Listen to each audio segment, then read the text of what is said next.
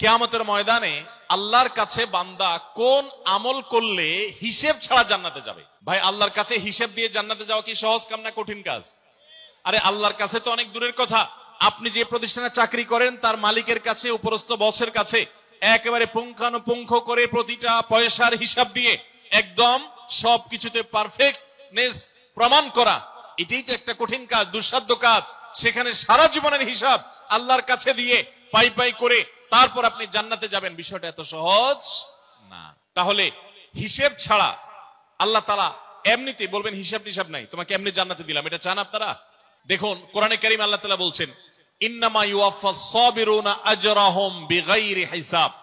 আল্লাহ বিনিময় দেওয়ার ক্ষেত্রে, সওয়াব দেওয়ার ক্ষেত্রে দুনিয়াতে যারা সবরকারী হবে, যারা ধৈর্যশীল হবে, যারা সহিষ্ণু হবে, যারা নিজেকে নিয়ন্ত্রণ করতে পারবে, এই সবরকারীদেরকে আল্লাহ তাআলা হিসেব ছাড়া দিবেন, তাদেরকে সওয়াব দিবেন হিসেব ছাড়া।